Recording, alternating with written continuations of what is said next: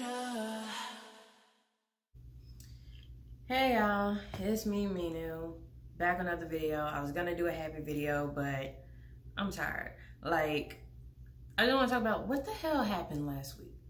Like, what happened last week? That's all I want to know is what the hell happened last week. I really don't follow the news a lot because I don't want to get depressed. So I was not following the Derek Chauvin trial. And I remember I was just scrolling Facebook randomly because I was at work and I was just like, let me see what's on Facebook. And I saw somebody that said they posted good. I was like, okay, whatever, And somebody was like, justice has been served. And I was like, oh, what happened? And then they told me that Derek Chauvin was found guilty on all 3 murder charges. And I was like, oh. I mean, don't get me wrong. That's a good thing. That's a great thing, and I'm happy it happened. I just was caught off guard because I didn't think it was gonna happen. How many murders have we seen police commit on camera? How many times have people not had anything on them, or they had Skittles or whatever, and they were murdered? How many times have people begged for their life and they were still murdered? How many times have we had body cam footage, cell phone footage, and they still got away with it, and we've heard like the craziest of excuses, and this trial was no different. Like the nonsense of the excuses was just ridiculous. And I didn't follow the trial as deeply as I should, but I did hear some people talking about some of the excuses they were making, where they were like, oh, he was high on fentanyl and he would have died anyway. And I'm like, that's worse. That's worse, because even if that was true, someone's gonna die from a drug overdose, and instead of giving them medical help, you're kneeling on their neck. So it's still worse. It's not a good argument to make. But yeah, I was hearing some stupid arguments, and in my mind, I was just like, he's getting away with it. Nigga gonna get away with it. Everybody who's done this shit before has gotten away with it. And honestly, like, I watched part of the George Floyd video. I could not sit through the whole thing, because last year around time this happened, he wasn't the only person being murdered. You know what I mean? He wasn't the only person to die. He wasn't the only person to die on camera. So by that time when it happened, I was tired. My white friends was reaching out to me. Hey, are you okay? Minu, do you need anything from me? No. Ain't shit you can do for me. Like I said before, ain't shit you can do for me in this situation other than educate your friends and family and, just try to be a better person and try to help other people be better people. But this is a systematic issue. This is something that's been going on since the beginning of America. It never stops. It just changes forms. It looks different. Racism is the same thing. It just has a different mask on depending on what's going on at the time. So right now, our racism is in the form of people calling the police on Black people for doing fuck all, and knowing that the police are going to show up and they're going to potentially murder that Black person. So I didn't really know how to feel for a minute. For a minute, I was kind of really happy. I was like, oh, justice has been served. Yes, yes. And then I thought about it and I was like, I guess justice has been served in this particular case, and I can be happy about that. But then I started thinking about all the other cases where it wasn't. Like with Breonna Taylor. Are we just done talking about that now? Like, no, we're not done talking about Breonna Taylor. Because she deserved justice, and they really fucked that whole situation, and they gave us some of the stupidest excuses, even when it was proven time and time again that the police fucked that situation up. So that never got justice. So many hundreds of Black people who have been murdered by police never got justice. And then in the same day I found out about this, the trial verdict, I couldn't even have a moment to be super happy or like revel in the happiness, because I started hearing other people's names come up. I started hearing about Adam Toledo. I started hearing about Ma'Khia Bryant. I started hearing about Lieutenant Nazario, and I was like, what the fuck, man? Like, literally. And there was another guy, I think his name was Dante Wright. Forgive me if I got the name wrong, but I think it was, who was shot and killed in the same area where Floyd was killed. Like, and I'm just like, y'all, are you not seeing this? This is bullshit. This is ridiculous that We got one guy out of like hundreds, if not thousands at this point. There's probably some police who done murder people we don't even know about because it was at a late night traffic stop and they turned off their body cams and they got wrote off as something else. You know, so we have no idea the actual toll of this. Sadie just walked across from me. But we have no idea of the actual toll of this violence. But what we do know is that these police are trained to react in a second. You know, they're not trained to de-escalate situations. They're trained to escalate situations. You know, with Adam Toledo, I mean, I can understand, you know, the stress of like, oh, he had a gun. I didn't know that he didn't have the gun when he put his hands up or whatever. But then for the police to say, you know, well, we should have shot him more times. You know, really, it's police protocol to shoot multiple times, and he only shot one time. So what are you saying? Like, we should be happy he only put one bullet in him instead of multiple bullets? The boy still died. And then now to the fact that these right-wing people were calling him a 13-year-old man, which is very indicative of what they love to do. They love to age up people of color to make it seem like it's okay what they did, but it's not. Even if it was a man, it's not. And I think, and this comes back to my personal feelings about like state-sanctioned violence or state-sanctioned murder. Like, I'm personally against the death penalty. So when people are saying, oh, well, you think, well, he was a criminal, or he punched a baby one time, or I'm just saying some shit, but like they make up all these different reasons why someone who was murdered by police deserved to be murdered by police. And I'm just like, no. We have a right to a fair trial. So when you catch someone who's committed a crime, they deserve to be arrested and then trial by jury or judge or whatever, but go through the legal system. There's nowhere in our law that says committing a certain crime means that you should be shot and killed on sight. You know, if you're shooting at police and they shoot you, we understand. We can understand that. But if your hands are up and you ain't got nothing in your hand, if you're laying on the ground, your hands are empty, if you're sitting in your car, there's nothing in your hand, why are they murdering you? Why? And I'm calling it murder. It's not an accident. It shouldn't be standard procedure, but I guess in some cases they consider it standard procedure. It shouldn't be standard procedure.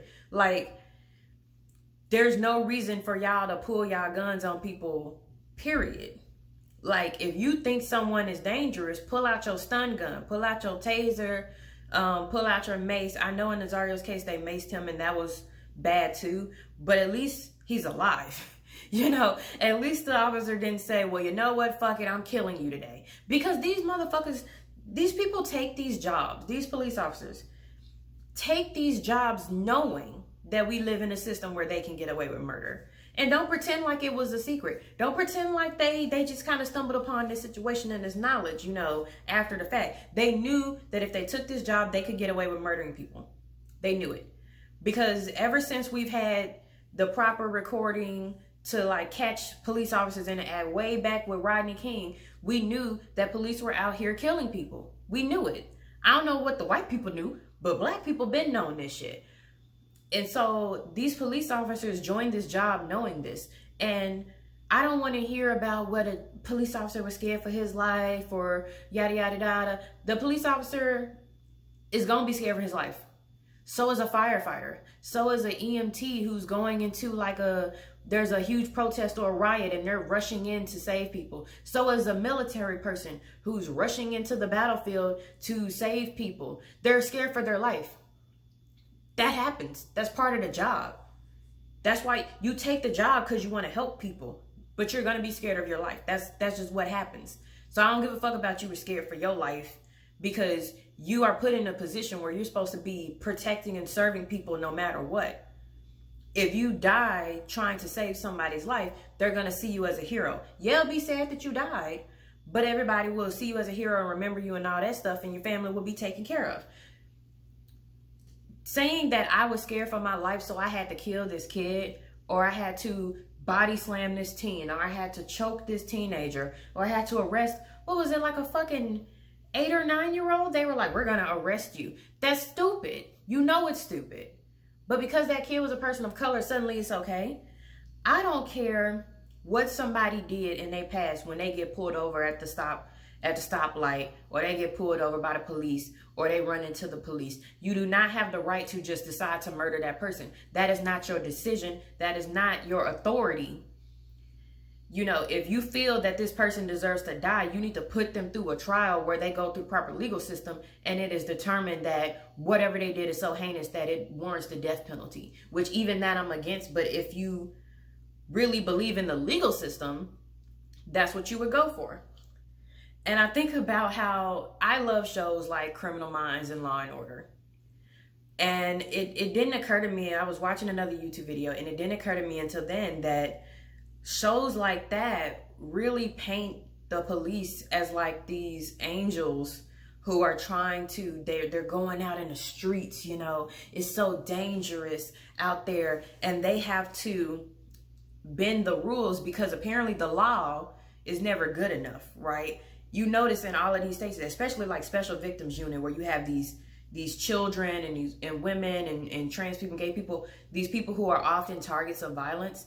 And it's always perpetuated in a way where it's like, well, if we did things the legal way, then all these criminals who are hurting and murdering people would get away because we had to do things the legal way. So they always have to bend the rules a little bit. They have to intimidate witnesses. They have to, you know, lie and tell people that, you know, they know all these things about them that they don't. In some episodes, you see them get violent, like they put their hands on the people, like they scare them into confessing to a crime. And it's always painted as, well, if we didn't do this, then they never confess to the crime, and then we can never put them in jail, and then they continue hurting more people. You want them to continue killing more children or raping more people? Then no, let us do this extrajudicial stuff, or this stuff that's kind of outside the legal system, to get them to confess to these crimes so we can lock them away. And it's always presented as like this amazing thing of like, oh, thank goodness you have these super tough people, you know, these heroes out here every day dealing with the filth of society. And they're like, you know, they're like stopping them from committing crimes. And, you know, like they're like Batman or some shit. Like they got to do some extra stuff. They can't really work within the bounds of the legal system because the legal system is broken and it allows criminals to get away with crimes. And that's how it's presented.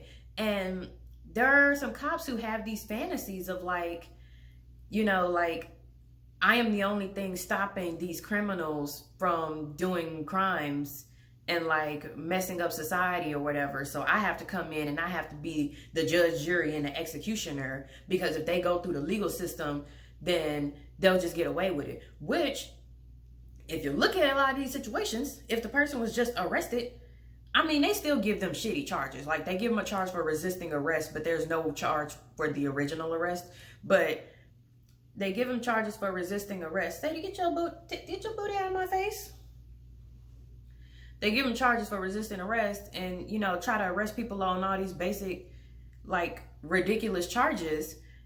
But if you go through the legal system, in some of these cases, they'll throw it out. They have to. Because you arrested these people for no reason. Just because you wanted to. So now it's like, well, if I send them through the legal system because I pulled them over for no reason and they're going to get away, well, why don't I just kill them? Or if I can't kill them, why don't I just hurt them in a way that makes them attack me or fight back, so then I can feel justified in killing them?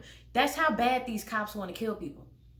Like, when you watch these videos, and I'm not even talking just about, you know, Floyd or Taylor or Nazario or, you know, Toledo or Bryant, like, not even those. When you look at other cases, because I personally don't even feel like George Floyd's video was the worst video I had seen.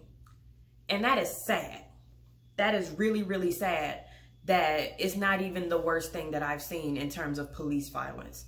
Because we've had cases, just off the top of my head here, we've had cases where a pregnant woman died because the police didn't want to give her proper medical assistance when she was going into labor. We had a guy who died from dehydration because the police didn't want to give him water. Cruel. I actually saw a video, and I remember it because it's burned into my brain. And it wasn't a black guy. I think it was a white guy. I'm not totally sure of his race or whatever. But the point was, the police were holding him at gunpoint. And they were telling him, and he was scared for his life. He was saying, please don't shoot me. I don't want to die. He was scared for his life. They made him get down on his knees for no reason. And they kept telling him over and over again, like, I'm going to shoot you. I'm going to kill you. And this man was scared for his life. And they made him get on his knees. And they had him do all these different stupid things that they were ordering him to do so that he wouldn't be shot and killed. And then at the end, after he did all the dumbass shit that they asked him to do, they shot and they killed him anyway. And it spoke to me of the how sadistic some of these cops are. And I say some because I know a lot of people are like, oh, you can't say all cops, you know there's good cops. I get that. But a lot of y'all motherfuckers joined this job for a reason. A lot of y'all did. You know, we see cops all the time, and this is just like, even if you are not even looking at that in your real life, how many times have you seen a police officer run a red light just because they felt like it? Or run a stop sign just because they felt like it? They weren't going nowhere. They just did it. You know, because there are these people who want to be above the law. They want to be above the law, and they want to be the law, and they want to be the authority that decides a person's life. And they will go and they will completely ruin someone's life because they felt like it.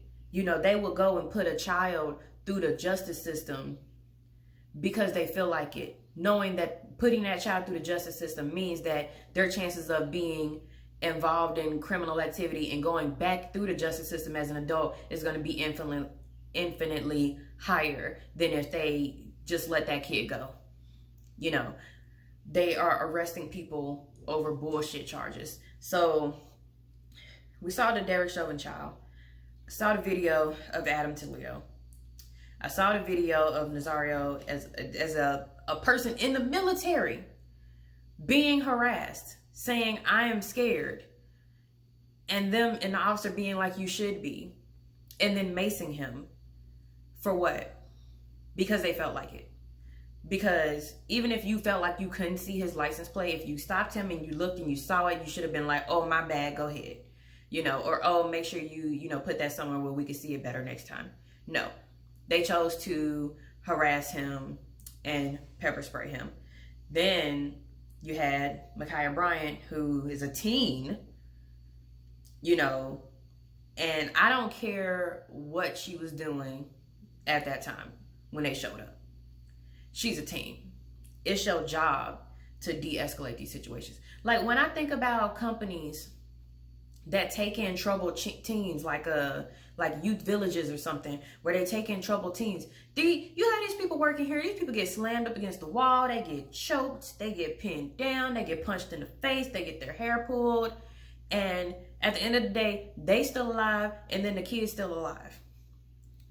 So what on earth makes the police think that you can't handle a teen so much so that you have to shoot and kill them? You that scared? You that scared of people of color? I don't believe these motherfuckers scared at all. They not scared. No, they wanted to kill somebody. They came in ready. There was also, I didn't prepare anything for this. I was going to make a different video, and I was like, I got to talk about what the fuck happened last week. But then I was thinking about too, during the protest last year, you were hearing stories from like EMTs and like, I don't know what you call them, but they were like medical professionals who were on the scene in case anyone got hurt to help them on the scene, who saw that police they came ready to shoot people. They came ready to mace people. They came ready to throw tear gas. They came ready to beat people. They came fired up for that shit. They wanted it. It fueled them. And that's the thing that keeps popping out to me, is that they came expecting it to go a certain way so that they can let out the anger and the rage that they have on these people in a way that would look as though it's justified. When you think about even some of these white supremacist people who come and they murder people, what is that 17-year-old dude, Kyle Rittenhouse? When you think about it, he could have minded his own business. He didn't have to leave the house that night. But he said, this is my chance. This is my opportunity to go and harm or kill people in a way that I can put off as justified.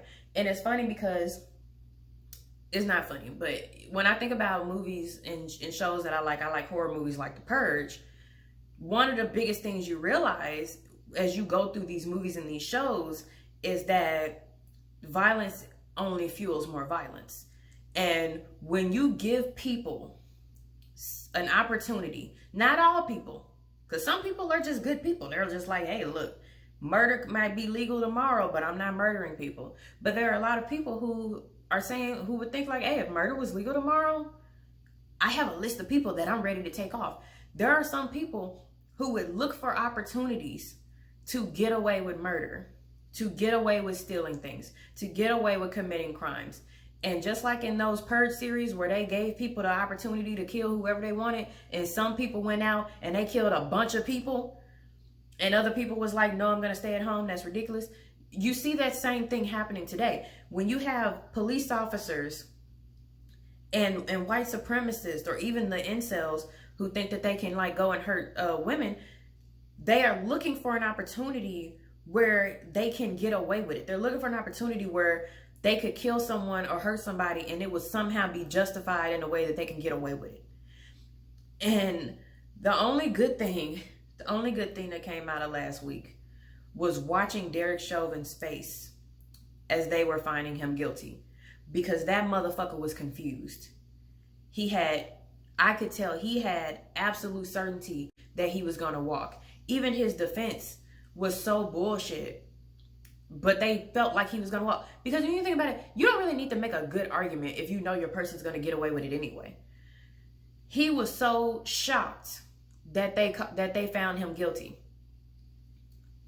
And I was shocked. But the only good thing about it was to watch his face. Like he did not think he would be held accountable for his actions. Because when you're a police officer, it is understood that there is no such thing as accountability. You do stuff, and then everything you do gets written off because you were doing it in the name of justice. You were doing it to protect and serve. So as long as you could say you were doing it in the name of justice or order or peace, you can do whatever the fuck you want. And even if you weren't, we had police officers who were off duty who were killing black people, and they still walked, you know? So there's something about being a police officer that lets a person feel like they can do whatever they want, on duty, off duty, whatever, and no matter what happens, they will get away with it because they are above the law and they can write off every single bad thing they've ever done as, you know, business as usual. Not now, Sadie. And not to even mention the hundreds of thousands of dollars that are spent every year on defending these people. Our tax dollars go towards paying for these people to kill us. What the fuck is that? Like, all these racist white people want to argue with me about how they don't want their tax dollars going to Planned Parenthood. They don't want their tax dollars going to poor black people on food stamps. They don't want their tax dollars going to welfare. I don't want my fucking tax dollars going to paying the legal fees for police who have enacted violence on the very people they were supposed to protect and serve, and going on paying off settlements and legal defense so that they can get away with the shit that they do. I don't want my money going to that. Ain't nobody marching for that. Ain't nobody on the right who care so much about taxes and where they tax dollars come from. They ain't said shit about this. Nothing. They want to cut money from education. They want to cut money from programs that would better society, but they are totally fine with they are totally fine with spending billions of dollars on the military, going into other people's countries and killing people and stealing their shit, and spending money on police and getting away with murder and all other types of crimes. They're totally fine with their tax dollars going to that. I'm not. So, and I'm also really glad this time around that my white friends, I can still handle talking to my white friends. Last year I was like, hey, white people, I'm taking a hiatus from you right now. But I can still handle talking to them, but nobody's giving me all that, oh, are you okay? Oh, I'm sorry that more black people died this week. You know, I'm glad that I'm not getting that, because it feels really fucking condescending in the first place. But I definitely agree with what a lot of other black people are saying in the sense of like, it's justice, but it's not justice because George Floyd is still dead, you know, and he didn't have to die. And none of the other people of color who died last week had to die either. And the biggest thing is real justice is going to come when we actually change the system. And I know that some people are like, well, you're going to make cops scared to be cops. It's the same argument they made about cis men. Oh, well, if we go to jail for raping women, you're going to make us scared to even talk to women. If you don't know how to talk to a woman without assaulting her or harassing her, then don't talk to women. That's your fault. But if these people who want to be police don't know how to be police without killing or committing violence upon the people they are supposed to protect and serve, they don't need to be police. And also, they don't need to be trained to think that way anyway. These people are trained to be afraid of the very people that they're here to protect and serve. Like, I don't care if I just stole a candy bar from Safeway. You know, like, if you came up because I stole that candy bar, you are here to protect and serve. You protecting and serving the people in the store, and you protecting and serving me. That is still your job. You come up to me, you say, hey, you stole this candy bar. I'm going to write you up a ticket, or I'm going to arrest you. You got to go to jail. You got to go through the legal system. That's just how it works. Fine. You don't show up because I stole a candy bar and say, now I have to kill you for stealing a candy bar. That should never make any sense to anybody on any level. It shouldn't. And I can tell with some of these right-wing people that it don't make sense to them either. But they are so afraid that if they even agree with people on the other side, that it's going to undo everything that they've ever said or done. And that's not true. It would just show that you think for yourself if you can agree with some points that the other side makes. But they don't want to do that. And I'm sick of having to argue about this type of stuff with people. I'm sick of having to hear them going off on Twitter and Instagram and Facebook or the news, which I don't even watch the news anymore because I can't deal with it. But I'm sick of hearing their bullshit. Anybody could have watched that video and saw that that shit was wrong. Anybody. But they didn't. And it's like, it doesn't matter if we're recording the police. It don't matter if the police are recording themselves. You know, it just doesn't even matter. They're still going to do the shit that they have been doing. And the only way it's going to stop is if the people in leadership in the government, whether that's the local government or the state government or the federal government, actually puts real pressure on these police departments to actually change. That's the only way anything is going to be better. So, damn, I'm tired. I'm tired of this shit. I'm tired of people telling me that, oh, this one good thing happened, so racism's over, right? Oh, Barack Obama became president, racism over, right? No. Oh, Derek Chauvin went to prison, racism over, right? No, it's not. One thing's not going to solve racism. We have to constantly keep working towards doing multiple things and hitting multiple points because it's so built into our system that we have to constantly work to undo it in every single system. No one action is going to solve racism in America.